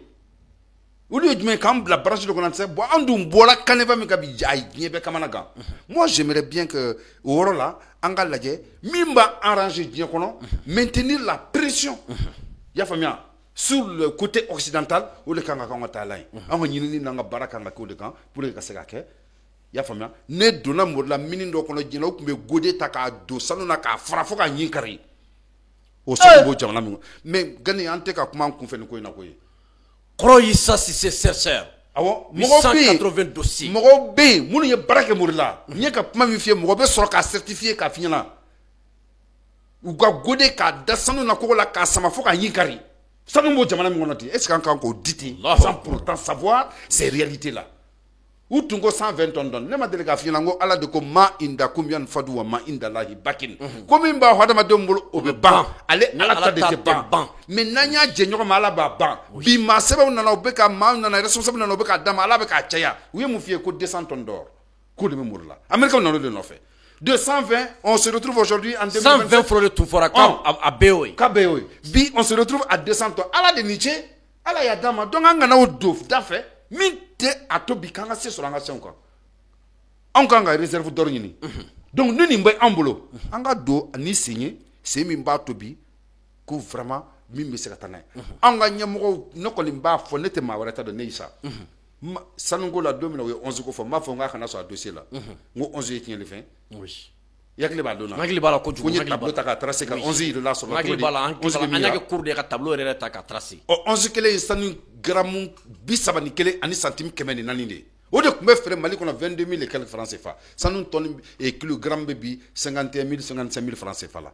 Bon na ma nyama jonnuga ngo président ma rapport dira kana mina hagli laje parce que nga faveur ta kono. J'ai dit, on va faire ce jour. Ma fille, Yafou. Bon, Bibi, nani ni fanakera. On be sur la sous de quoi. Gandam be sa sur la sous non fait. Ou on te fait, n'y kono. kalaka karnuna oui en bout de meni fefe mi en bout de men ate kuma mi fa kata de mo halisa ko sigin ka laje ni mindo nanga avantage balabe akaja Amérique na ka jalon min dagne ko no bambe ko par rapport vraiment au visa, ça doit nous laisser réfléchir. Aujourd'hui, sans connaître l'avis des autres, ne s'en engage que moi, le Mali n'aura pas intérêt de travailler avec les États-Unis sur le mine d'or de Morila. Surtout avec les Américains. Donc ça doit être mieux réfléchi qu'à donner au ladje. Ka baro bela jelenge ka bani america nga war bla ka bana on be digo min kono bi amo de fanya na kona le di professeur kabna tourisme kala ka bo anfi e bina tourisme kala kona ba kala madia o lu formé o lu bu ñoko fe parce que na investir sa boy ndabla nga investissement men ka ta lu bo ta ka bandala donc moyen de personne de ben nubulo fait on de bon nubulo communiquer mais bi on be tere min ka anan je ñoko be mina antena dese ala anga muñu hera bi ala bulo mi be se ka dama kam se ka tana tanka nga jamano bi bi gandi tanka nga ni ñemo bambulu ni jamana saba kono jie de mo bana mo te jiena an kana presse ka foike an kana ide foy di anga ñemo ma dana yabbe anu ni ñokoce aw nu ni ñokoce mais il faut mieux étudier les offres les partenariats à Kasumu ya ka tanta ka bela jelen concerné ka fengo ke en bas fort parce qu'on me sur sous de fait donc il n'est qu'à inquiétude et inquiétude 1000 francs je pense que elle mérite d'être l'objectif donc américain objectif stratégique est en fait à long terme mais nos dima point flala mbo point nani dron mettre là le développement dima objectif follow mais avoir une influence régionale c'est le rôle des Américains. Donc, Américains, pour montrer à tout le monde, nous sommes un partenaire stratégique dans le Sahel. Mais bien sûr, quel est dans le conflit géostratégique? Les Chinois et les Américains. Quel est l'Amérique marché les Chinois et les Américains? Les Chinois sont là aujourd'hui. Les Russes sont là aujourd'hui. C'est cette tendance qui est là vraiment qui va se faire. Je suis un partenaire stratégique dans le domaine minier. Sécurisation des ressources. Pas pour nous. Mais les ressources de sécuriser tout. Diversifier les ressources en or, en dehors des circuits dominés par l'Asie. Azibe mounen no fabi. Quand on aurait qu'à sans les Américains qu'on réserve bi. Et alors ce qu'elle fait qui infiltrer pour se maintenir pour dire encore je peux être dans le compte des grands pour dire que j'ai une réserve d'or à ce qu'a fait sans nous de réfléchir. Ou quoi hakilna. Hakilna du objectif qu'on a du pression diplomatique. Pression diplomatique qu'on a. Ou nous doit comme que disposer d'un levier économique face à une gouvernance sahélien non aligné. Non alignement. Disposer d'un levier économique. Face à une gouvernance, à un gouvernement sahélien non aligné. Ça peut être le Mali, ça peut être le Burkina, ça peut être le Niger. Ou quand c'est que dondron, entre principe minkandron, nous yuluka duninko juguntaye. Anuka jamana chi wale yami mimbu ka tribunal nuka organisation défend anto kono ou peut faire kana seconde kono ou levier économique be djumé uniquement pour prendre notre or kata ko obara et directement ils mettent la pression sur ça on ne pourra pas. La diplomatie africaine elle est bien mais il faut le connaître halini djugé sur ça il faut dire la diplomatie américaine elle est internationale. Oui. Amaso poids ma folo anga semunumbe anga pression diplomatique ainsi ça semunumba mula nous te kenekelenga on est très fort maintenant de nous kakana on est plus fort hein? Et ça c'est une évidence as samana njume nani na njume no ka bonabe objectif ko non le soft power américain c'est quoi? Promouvoir des normes occidentales dans la gouvernance minière gani tishi bonte ka kono. Hein? Promouvoir des normes occidentales dans la gouvernance minière. Donc en Borokonon, en Mansodima, on a eu gain de cause avec Barik. Bon, et alors que Nanana, ou Lucas Sekonami, ils vont nous faire retourner dans les normes occidentales pour nous avoir. Pour dire qu'aujourd'hui, mes inquiétudes passent par rapport à ça, sauf si on me convainc autrement, franchement, qu'on fasse un débat là-dessus. comme convainc et ultérieurement pour dire qu'aujourd'hui, franchement, qu'on s'en sort avec Balnana Koudjou. Donc, je me méfier, Américain, là, et nous, aujourd'hui, c'est des risques énormes qu'on va prendre pour collaborer avec les Américains. D'accord. Tiens, là, Koro, ibi don fen don. Koro ni ambura ye ambe avancer. Ibaro bi ni kumana ASC warko kan. Ni kumana ASC suroko kan. Beba anyashi femi ma o sanu de. A kɛlen no ina fo ni sanu ni lithium ni uranium te. Mo chambi re ngi nga est-ce que na bora nunu na ressources naturelles were be Mali bolo wa so ASC bolo wa min be se ka an dɛmɛ an be se ka an jigi da min kan ala ta kɔfɛ ka fɔ ko be se ka jamana nunu développer sabula ni jamana nunu ressources nunu ni da sera a ma dɔrɔn mɔgɔw be hakili be ta min na kɔsɛbɛ o ye sanu lithium uranium mɔgɔw hakili be ta ni saba de la kɔsɛbɛ kɔsɛbɛ yala nunu kɔfɛ kɔrɔ be se ka do wɛrɛ jumɛn de fɔ an ye maaw be se ka mun ye ka fɔ tiɲɛ yɛrɛ la hali nunu tɛ nin fana be an be se ka nunu min exploiter bi ka se ka an mago ɲɛ. Gandi o caman bɛ nin jamana saba kɔnɔ o de kosɔn n delila k'a f'i ɲɛna n ko an ka jamana ninnu ye dugukolo kɔrɔw ye dugukolo minnu bɛ ni diɲɛ hɛrɛ bɛɛ b'a jukɔrɔ minnu ma dɔn n m'a f'i ɲɛna n ko kun fɔlɔ min dira maliyɛnw ma ko le Mali a 133 faits géologiques 25% dɔrɔn de bɔra o kɔnɔ mais tɔ min bɛ kɔfɛ diɲɛ fɛn le Mali est méconnu par les géologues et les scientifiques.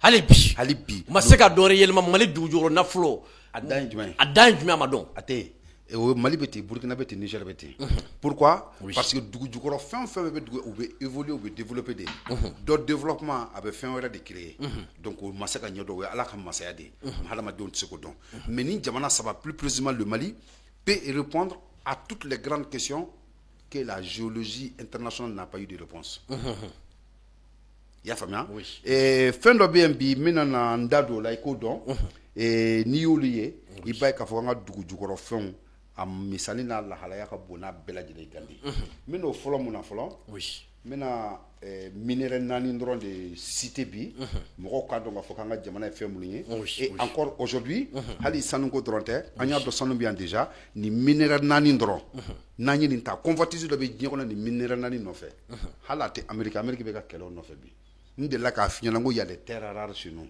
o 17 éléments minnu n'u développer bɛna n'olu ye n bɛna nin minéraux 4 min citer ye ils font pas partie des terres rares mais c'est des minéraux stratégiques. Gandi n b'a fɔ an ka ɲɛmɔgɔ ye n bɛna dugu d'u ma u ka wuli ka taa prospection kɛ n'u m'a sɔrɔ n tɛ kuma diɲɛ kɔnɔ tuguni géologie kan ça c'est Mali kɔnɔ n b'a dugu d'u ma ka référence d'u ma bi u ka taa ɲinini k'a kɔnɔ ni nin mina k'a f'u ɲɛna k'u ka sɔrɔsiw to ka baara kɛ sa ko ni jigi bɛ ninnu ka u bɛ baara kɛ bilaye nin fɔ kun de u k'a dɔn k'an kana pressé ka fɛn di et alors que sɔrɔ b'an bolo ka kɛ n'u ma sɔrɔ i tɛ kuma bilen n'u ma sɔrɔ n bɛ n ka papier bɛɛ lajɛlen ta k'an sigi so kɔnɔ n tɛ kuma tuguni bilahi n tɛ kuma tuguni Allahu akbar n b'aw fɔlɔ kɛ jumɛn ye i y'a faamuya le minéral du tungstène oui an ɲɛsin caméra la ni tungstène minéral oui nin bɛ Mali kɔnɔ a bɛ zone minnu kɔnɔ a bɛ fɛn min ɲɛ diɲɛ kɔnɔ n bɛna n'o citer aw ye il ne fait pas partie des terres rares mais c'est des minéraux stratégiques diɲɛ tɛ ka taa minnu kɔ bi sisan chinois de bɛ nin bɔ ka tɛmɛ diɲɛ bɛɛ kan chinois ye gɛlɛyaba dɔ da Amérique kan u ni Russiw jɛra u ka satellite dɔ tun bɛ yen sous-traitance dɔ bɛ Amérique bolo a bɛ satellite dilan Elon u y'a a bɛ Nevada zone na chinois ni Russiw y'a satellite bon ka ci ils sont en train d'aveugler les États-Unis parce que Pentagone ka filɛli armement n'a ka fɛn bɛɛ tun b'olu kɔnɔ u y'o ci parce que Chine de bɛ nin feere a ma Chine tilala ka restriction kɛ Amérique kan u tɛ nin minéral sɔrɔ yɔrɔ si u t'a sɔrɔ ten Chine de b'a feere u ma Chine ko k'a ka fɛn tɛ feere bilen o de kosɔn n ko kuma il y a des minéraux stratégiques dont nos pays peuvent répondre à des questions aujourd'hui mais ça fait partie des 133 faits n b'a bɛɛ di maliyɛnw ma ala de y'an sɔn a la an ta de don k'an ka jamana ɲɛmɔgɔw dɛmɛ n'a ye pour que an ka dan ta yɔrɔ min na nin ye tungstène ye nin bɔr'o kɔnɔ nin ye graphite fɛngɛ ye roche ye i y'a faamuya ni gallium fɛngɛ ye gallium n'i ye nin n bɛna nin bɛɛ lajɛlen utilité f'i ye nin bɛ fɛn minnu ye diɲɛ kɔnɔ Mali kɔnɔ a bɛ bɔ yɔrɔ minnu na zone minnu na ka dugu minnu na kɔrɔ i bɛ domaine dɔn n'i bɔr'o kɔnɔ nin ye TIOD a bɛ fɔ nin de ma nin de ka bon n'a bɛɛ nin de titane à haute température Oui, caméra ta ko. Titan. Bon, atigile me fait mi gabe non. Oui. Médicament fait bi nyana le veka ko la. Il m'a fro yo ni kumble nu ni kunjenu ni kumblama nu ni fami. Ale de be donna. Ah, technicien veni sama ko so be mo ka se ka don. Oro bolo ni dalu mu ye bituni. Oui. Donc minéraux munu meni composé. Oui. Mimbe ni di. Amérique be ka kele ni fe gni. Noko ambe sera munde nyebi sur la pression américaine de ne pas comprendre notre vision, s'aligner et rendre la vie impossible à l'Occident en aérosol. Mamini la noko ni sababu soro ko be bi. Il be bi autre débit. Ah non, anga sanu jofolo malika fo irishi ni chino et tout de suite anga na kana laboratoire jom maliko no nungo bo anga ni mbaroke membe fe anga nyemo ka kokele ta biko ke amena baro barake jeno kwa minande juruta kwa uka minan kwa barake minan juruta kwa de gande o be se ka barake minan juruta kana barake na bora ka baraka mbo sara minan be tombolo uko fara anga partenaire o kan kwa no fara la kan be bo fe ni laboratoire mo na joka ban ambe die question be répond parce que masanga son mo yanga réserve yanga ici la ben folo ici ka réserve ko na se ka bi anga se ka ida sans fait donc ñu le situer metani ye Burkina folo teli yamboloma gandi nganga côté yanko nya fe ngo Afrique ko lo no xore ko Afrique bere donc quoi qui tate Mali responsabilité donc quoi Afrique bere non abe Burkina dugum no ngamu le situer kuma teli amaka so ka Mali ta wala ye donc ñemunu yilla tengseni graffiti ni gallium ani titane haute pression wulu be yoromna dugube tugomina wu soron ka enrichissement te kelenye wulu danfara ye en jamana sabani ñokonche mais à présence banga jamana bela jelenka zone en indice tini india ya famia localisation approximative de la région du Sahel au nord du Burkina Faso, jugement de magmatique, vanadium, fer, titane, vanadium. Burkina jamana voilà, au bien. Abe Gumba et région du Sahel, mentionné dans le groupe des fer, titane et fer, vanadium. Fer, titane et fer, vanadium. Au Burkina, on peut percevoir là. Nous sommes Burkina kono. Donc nous sommes mettant Ursi fana abe ya famia fer, titane, ya famia au lieu de be au fana kono vanadium, zone potentielle au lieu bokono et région du Sahel fana kono nana abe Gumba. Nitra Kobel, indice fer, titane, vanadium, au bout au Dugor fana Dugoro. Ibita Oka, zone potentiellement en fer, vanadium, titane. Asaba bela jelembe. Et alors que Roshi do lebe nungono, mulu mbese ka ni bela jelembe dien mamogo nyabi. Nimbeta niye Kaya, Ouga Yerse, près de Kaya, il y a des indices secondaires. Non seulement nimbe, il y a encore des indices en dérivation qui répondent vraiment aux mêmes critères, plus enrichis encore. Obe Kaya Fanakon, Yako, zone Urum Tenga, Yafama Ayako. Des indices secondaires, fer, titane, vanadium. Nimbe Burkina Jamanae. Donc nous le tagala, Ouaga Yaresi, Abeno, Ouga indice Beno, Pinga, Abeno Fana, Ani Gunta, voilà. Oui, donc Gunta, voilà, nous ça veut dire que c'est des indices qui sont là, mais nous m'a évalué follow. Mais je pars sous le contrôle vraiment des services des mines et des recherches du Burkina Faso. Ils s'en sont beaucoup, ils savent beaucoup de ce que je suis en train de dire, pour dire qu'on est au courant vraiment du monde extérieur, pour dire que nos autorités seuls les militaires, donc nous Burkina di ima ola, métanier Niger Djamanaka.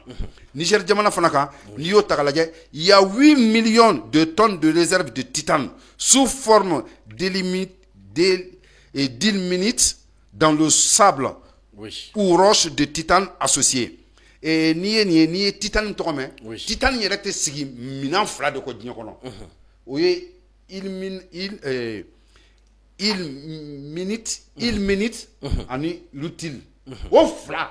No de dafara dinyo kono, iba kibe titane pur à haute pression. Ibulu sorobi mi me se ka ke furawni jie mamugo ni fom beladjele na kelengelena be baramunya mitla kana ni minéraux be ka fin cité yebina na fam donc ni boro kono au minéraux kono na environ 20 millions de 20 mètres d'épaisseur abe Niger jogoro ni tara ni tugo ni déjà kono na ni ya bo a dalembe a plaque dalembe plus de 20 mètres ya famia d'épaisseur.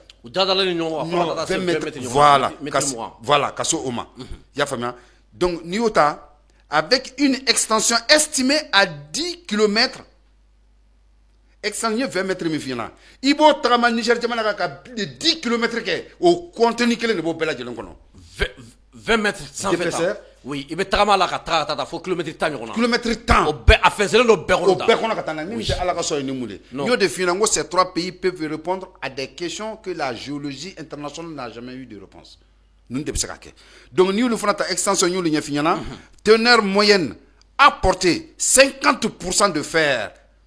50% de fer, 12,5% de titane et 4% de vanadium au Niger Djamanaka. Donc dans les zones comme Liptako, Air, sud de Maradi, une minéralisation possible de titane, vanadium et fer. C'est l'AS qui peut convoiter cette technologie internationale. Bon, pourquoi il faut faire une réflexion en arrière, une rétrospective, pour voir aujourd'hui, avec leur compensation du ministre, sans que la finance pas m'attendre à passer hors la vie, pour que ça baroque. Donc, nous, nous faisons des zones socles cristallines sont celles des indices de métaux lourds ou associés à des titanes sont plus probables. Localisation des indices à Sewa, il se situe dans la ceinture volcanique sédimentaire de Sirba. Parce que nous, il y a des roches volcaniques qui datent des millions d'années. Où le cas chinois a fait, il y a des dérivations de nous, roches où il y a des mali fait nous solo au lieu de here ambo de kanga jamono kono bi ni donne be bien fait. Mais nous les Africains, c'est méconnu par nous. Donc, oyoye, boniboro minerai ngomba nanifie, minerai métallique titane. Le titane, c'est un métal léger. Oui, mais kro dinema kelengene, mba yere ki dado ala fenda ayno wala. Wo ka sigado parce que waro nous ye ibe kamako de. Ibe titane ta frobe mingono. Voilà, frappe mingono. Voilà. Le titane léger. Ni ne donne de titane. Oui. Donc dioxyde de titane. Voilà. A baye le mané. A kile dioxyde ou le beken du front il m'a été TI02. Ni mancha du golo bekan. Mais na fiona malibe ceinture mo ngona mettre. Et les sources naturelles de ni fona yo de be il ma ka. O le beken ni fura ale mugu jemande yele mané flene ka ka fura ni. Ale fura de beken kumble ni kunjani ni kumbla mani nu. Ambe tle kamunu takoni. Titane le bekole. Allahu Akbar. D'accord, oui. Le titane, TI simple. Oui. Donc, Niota maintenant, c'est un métal léger et résistant à la corrosion. Utilisé dans l'aéronautique. Dans les implants médicaux. Dieu fait fusée, avion, fait symbole de les sans titane. Fin pas. Bon, des implants médicaux, ni dans ma médecine canal ni tra médecine des implants il faut faire mon rotule ni faire nous là et boire photo de prothèse au lieu de faire nous peut de la titane titane to là et il est résistant, il résiste à la corrosion de zone. Donc nous peut faire mon de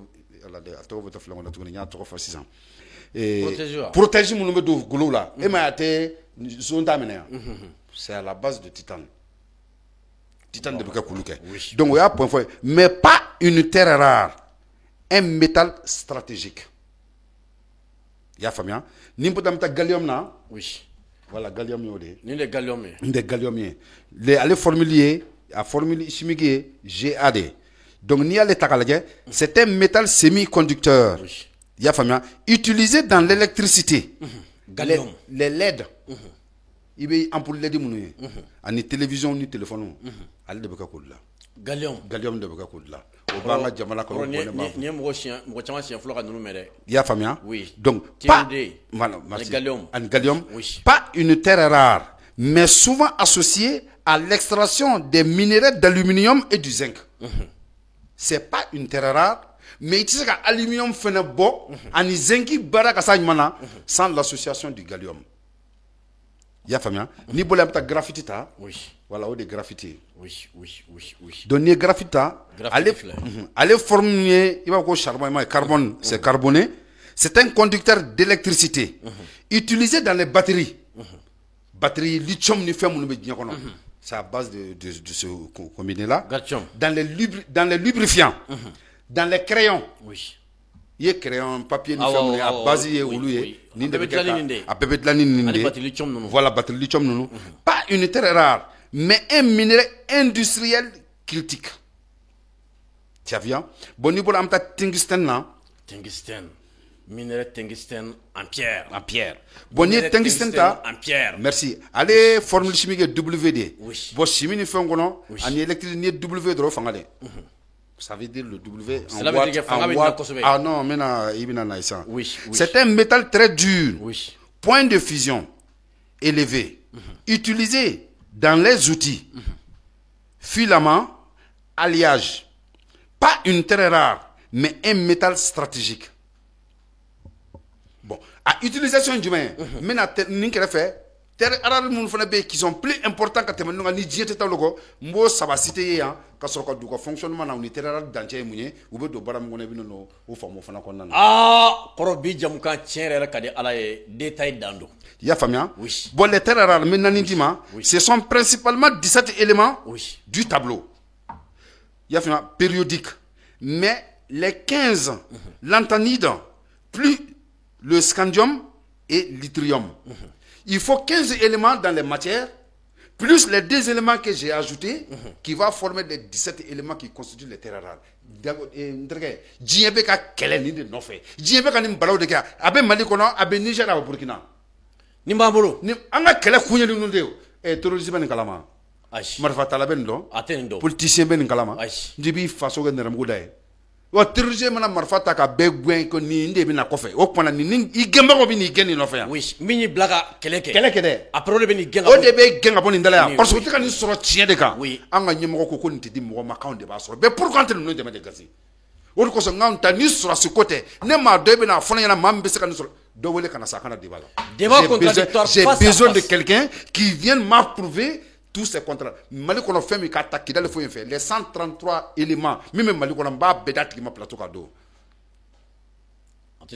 Canada na sa dalu de do. Jamana sikilebe dalu mi de do. Politique ta soro ngalonta la politique est associée aux Américains. Ils sont associés à la Banque mondiale à l'FMI. Et ben nous sera tokodi. So tokotala. Nous dépensons ka soro. Oui. Yemo nous deba soro. Et encore c'est des personnes capables aujourd'hui quand jo keneka jina jeba na kalbina. Pourquoi on te fera ñokon kan pour que se kuluka baraka dibi en bela jine bolo. Maintenant tableau min dima kono a élément damado ibuka baray. Folo ñe titane dimati, c'est un métal. Ce n'est pas une terre rare non ño fiñana. L'usage principal. Oui. Titane bedo aéronautique kono ño fiñana. Ya fama aéronautique, les implants médicaux, alliage résistant. Oui. Et statut stratégique, métal stratégique. Oye titane. Ya fama gallium, métal rare. Afin sur le manoko. Mais ce n'est pas une terre rare. Semi-conducteur, il sert à fabriquer les LED et les éoliennes. Et les électroniques. Métal critique. Graphite, métal charbonné. Non, pas une terre rare. Les batteries de lithium, les lubrifiants et les crayons. À bout de là. Donc, métal industriel critique. Industrie totale nous connaissons nous pas faire nos affaires. Bon maintenant donner tungstène c'est un métal non interrare outil yama de filament d'alliage haute température. Autre question ou pas finir comme métal stratégique très dur au de fingeni tungstène ni donc tungstène bon au lieu qu'il a fait maintenant métallis ça va dire ima qui sont des terres rares ibuluka bara giete ta femingo diem mo be femina no bambuloyan mais qui est méconnu. Obe Malikona mino dima, ça c'est le néodyme. Le néodyme a les formules chimiques de Nd. C'est un métal, 8 intérêts rares. Les aimants puissants et les moteurs électriques. Il y a aimant fait de la puissance bala. Néodyme de Bekakadlan. Ya famia, votre électrique ou be bolim na djekono. Néodyme de Bekakadlan.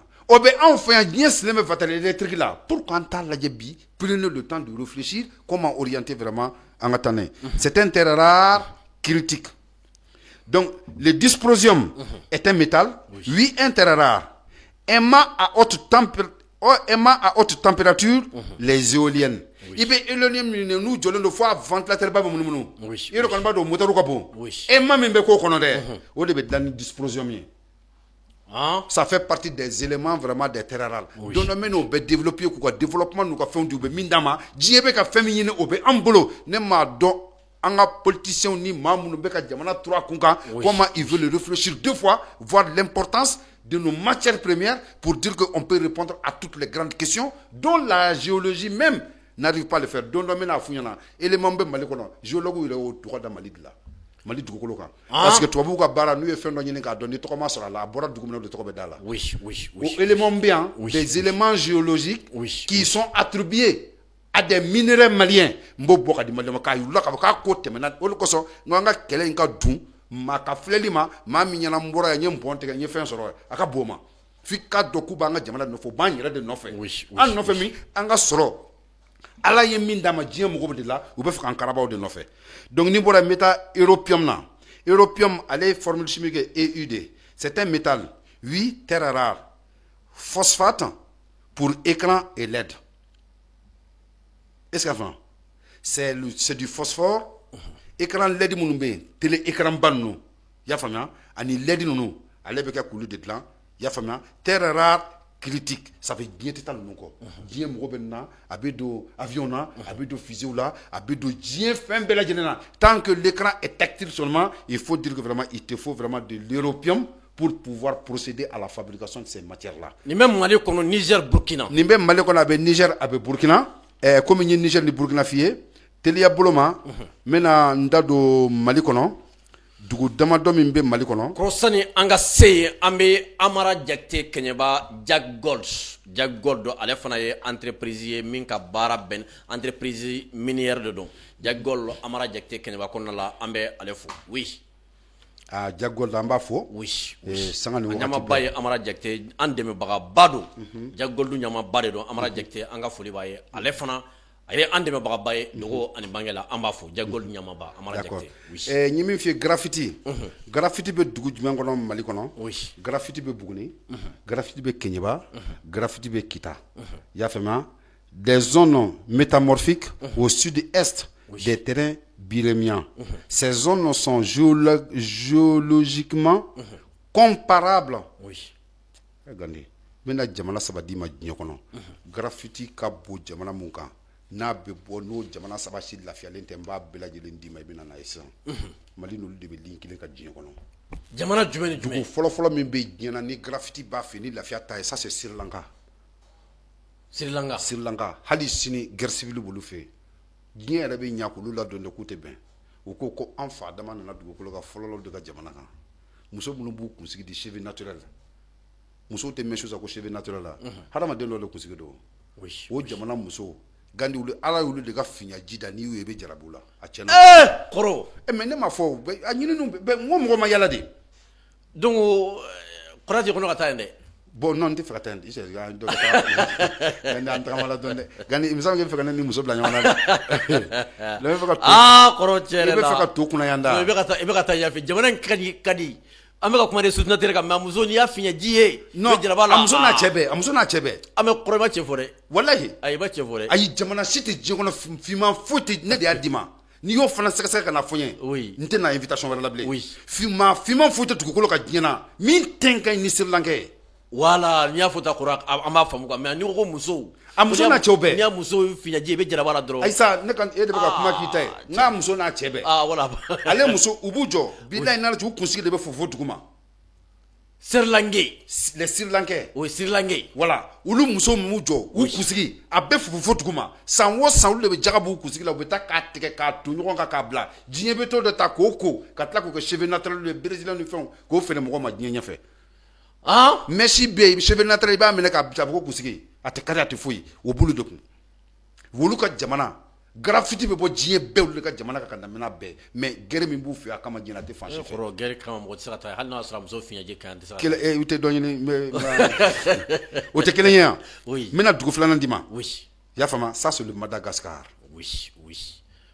min bɛ bolola sisan bon dugu tɛ diɲɛ kɔnɔ bi a bɛ bɔ jamana min ka diɲɛ na ka tɛmɛ yen kan changement min bɛ a nɔfɛ y'a ye politique Madagascar France taara ni batterie ye kɛlɛ wa ye fana a bɛ a tɛ ban n'o bɔra n bɛ dugu wɛrɛ d'i ma Mozambique a bɛ bɔ Mozambique fana oui n'o bɔra même Mali di ma Mali de b'a kɛ jamana 4 ye diɲɛ bɛ siri jamana minnu na diɲɛ na bɛ bɔ minnu kɔnɔ wa min bɛ quantité min yɛrɛ bɛ Sri Lanka o de bɛ Mali kɔnɔ le TI02 oui y'a faamuya donc n'i y'olu ta i bɛna n'o jamanaw ye ni bɔra kɔnɔ an bɛ taa Titan 2 auto température la kɔrɔ t'a fɛ k'i da don a bɛɛ la bi sinon dɔ bɛ sɔn k'i ka fɛn dɔ kan cɛ b'a fɛ ka dossier bɛɛ ta bi kɔrɔ cɛ bi jamukan ye bon an b'a bila graffiti la bi kɔrɔ an famana ka ni ɲɔgɔnna kɛ an famana ka ni ɲɔgɔnna kɛ an b'a bila graffiti semaine kɔnɔ i bɛna occuper de sisan kɔrɔ semaine kɔnɔ tuguni an bɛ tila ka ɲɔgɔn ta de ouais parce que bi jamukan tiɲɛ yɛrɛ la kɔrɔ i bilama kɔni ne t'a dɔn ni y'a sɔrɔ ni ko wɛrɛ ma f'i ye quoi non foyi ma fɔ n ye foyi ma fɔ jamana in de ka di n ye kojugu Gandi oui mais n y'a ye jamana ka di n ye i ye min fana fɔ ne ɲɛna ko i b'a fɛ ka dɔ wɛrɛ ta o kuma in fana Gandi n'i kɛra sababu ye k'i kɔrɔ ka furu don galama la Gandi kɔni kɔrɔ i bɛ yɔrɔ de duma sa an ka taa luwanse dɔ ta i kɛrɛfɛ n'o kɔrɔ tiɲɛ yɛrɛ la an wasara nkalon haramɛ wallahi an wasara parce que tiɲɛ yɛrɛ la i da sera ressources naturelles dɔw ma bi lamɛnbaaw b'a sereya k'a dɔn k'a fɔ tiɲɛ yɛrɛ la ni y'olu siɲɛ fɔlɔ ye o bon a bɛ bɔ dugu min na n y'o de fɔ maliyɛnw ye n b'a bɛɛ siri n'an tilala la don min na n b'a ɲini an ka ɲɛmɔgɔ fɛ bonya ni karama kɔnɔ u ka équipe dirigeante n bɛna yɔrɔ min fɔ ka taa fɛ n'u ma ninnu bɔ yen n tɛ kuma diɲɛ kɔnɔ tuguni kɔrɔ jamukan na ta n y'a bila nin ressources ninnu min ma graffiti an bɛ yɛlɛ graffiti sanfɛ Sri Lanka Mozambique Madagascar n bɛ nin yɔrɔ ɲini dɛ bon a ka nɔgɔn ni i bɔra sisan dɔrɔn n b'a ɲini ni général bɛ taga ye quoi parce que n'a taara a bɛna ka ɲɔgɔn to a bɛna ka ɲɔgɔn to kɔrɔ i ka kuma kuncɛ kuma Gandi n ka kuma kuncɛ kuma k'a fɔ maliyɛnw ye sanga ani wagati bɛɛ ko fasoko de y'an ta ye Gandi ne m'a f'i ye ko ni ɲɛnamimafini bɛ diɲɛ kɔnɔ n'a ka jugu fasokani don n'a y'i sɔrɔ surtout dalilu b'i bolo vraiment i ni mɔgɔw tɛ ɲa Gandi mɔgɔw k'a dɔn k'a fɔ ko maa si juguya tɛ ne kɔnɔ Mali kɔnɔ ne tɛ maa si ka taabolo ko la Mali kɔnɔ mais f'an k'a dɔn ko jamana tiɲɛ bɛ se ka jɔ an bɛɛ ka lafiya sɔrɔ maa kelen mana kɛ Mali kɔnɔ fɛntigi ye i ka fɛn ma foyi ɲa diɲɛ na a to fantanw ka fɛn dɔ sɔrɔ Gandi ne ye nin misali dɔ don min na n taara kaso la Gandi n ye maaw ye diɲɛ kɔnɔ u bɛ kaso la ye a ye n sɔn hakili la je me suis dit que n nana leçon de ta Gandi ni Mali y'a ka hɛrɛ sɔrɔ kaso bon tɛ jɔ Mali kɔnɔ bilen bilahi bilahi na Ala ni kira cɛ n bɛ ka fɛn minnu f'i ye ni saya cɛ k'an sera k'an tɛgɛ don na jɔn bɛ taa jɔn convoqué sɔrɔ bɛ fan bɛɛ jɔn bɛ taa ni jɔn ye tribunal la an bɛ an ka juge sara magistrat bɔ fo k'u sara u b'an ladi k'an bila sira tilenni kan bɛɛ bɛ fɛn dɔ sɔrɔ a t'an bolo de bɛ ka kɛ Allahu akbar donc n'a tɛ yen dɔrɔn kuma misɛnnin bɛ caya a wagati la an bɛ sɔrɔ ka bin ɲɔgɔn kan donc an bɛ kɛ komi zɛngili a bɛ min kun o tɛ fɛ maa wɛrɛ ka sɔrɔ o bɛ bin ka k'i ta wɔgɔbɛ parce que a nege bɛ bɛɛ lajɛlen ka sɔrɔ mais ni jamana ɲɛmɔgɔ ye nin sɔrɔ ka nin kɛ an ka laboratoire ni fɛnw sɔrɔ ka ninnu baara kɛ jɔn bɛ jigin jɔn na bilen donc o de y'an ta ye et encore maa caman b'i yɛrɛ y'an ka kuma kɔnɔ an ne tɛ ne fa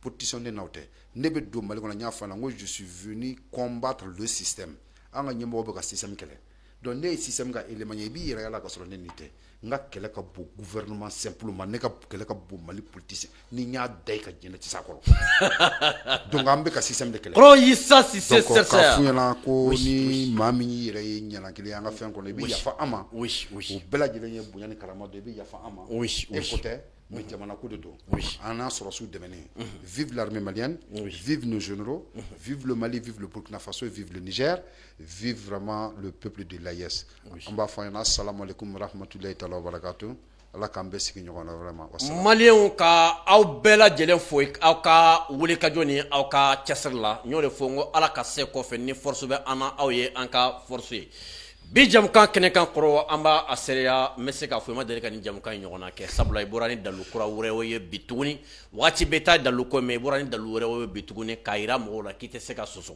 n'i ye ressources dɔw ta n'a kuma cayara i bɛ bɔ ni dɔ wɛrɛ min ɲɔgɔn kuma ma deli ka fɔ kɔrɔ an b'i fɔ i ka wuli ka jɔ ani ka cɛsiri la k'a fɔ aw ye maliyɛnw a y'a abonné an ka chaîne YouTube fana la n'o ye Gandi maliyɛn semaine na tuguni an ni kɔrɔ an bɛna ɲɔgɔn sɔrɔ jamukan in ale kɛnɛ kan Ala k'an bɛɛ sigi ɲɔgɔn na vraiment wassalam